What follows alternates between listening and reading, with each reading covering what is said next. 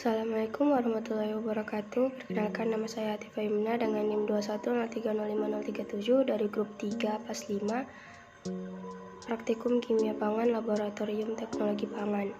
Di sini saya akan menjelaskan percobaan tentang reaksi pencoklatan pada berbagai jenis bahan pangan, yaitu mangga dan ubi jalar. Pengirisan, pengupasan, tumbukan, dan pembusukan merupakan beberapa proses yang memicu dimulainya reaksi pencoklatan.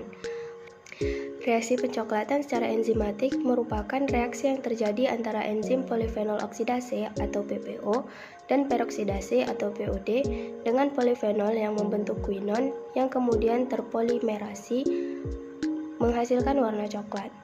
Pencoklatan secara enzimatik tidak hanya berpengaruh secara penampakan, tetapi juga berpengaruh terhadap rasa dan nutrisi makanan. Reaksi pencoklatan akan terjadi ketika substrat dan enzim bercampur dan melibatkan oksigen di dalam reaksi tersebut. Untuk menghindari reaksi pencoklatan ini, beberapa metode dilakukan, diantaranya dengan menonaktifkan enzim atau dengan menambahkan agen anti pencoklatan yang dapat menghindari terjadinya kontak antar enzim dengan substrat. Salah satunya yaitu penggunaan asam askorbat dan natrium metabisulfit dengan cara merendamnya pada bahan pangan. Mangga dan ubi jalar merah berubah warna ketika dikupas, dipotong, atau diiris, dan kerusakan jaringan yang disebabkan oleh proses ini akan mengakibatkan aktivasi polifenol oksidase atau PPO dan menyebabkan perubahan warna pada produk. Adapun tujuan dari percobaan ini adalah untuk mengetahui jenis reaksi pencoklatan yang terjadi pada bahan dan juga untuk mengetahui hasil yang terjadi pada reaksi pencoklatan. Adapun bahan yang digunakan dalam percobaan reaksi pencoklatan ini ada buah dan umbi. Pada buah, bahan yang digunakan ialah apel, pir, jambu klutuk, pisang, dan mangga. Pada umbi, bahan yang digunakan kentang merah, kentang putih, ubi jalar orange, ubi singkong, dan ubi jalar merah.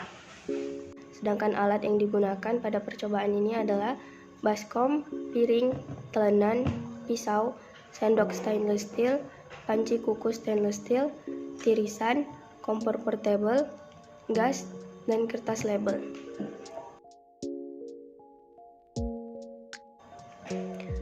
Adapun prosedur percobaan dibagi menjadi dua. Yang pertama, pengujian reaksi pada buah secara enzimatis, dan yang kedua adalah pengujian Browning pada umbi. Yang pertama, pengujian reaksi pada buah secara enzimatis. Ada dua perlakuan. Yang pertama, kontrol.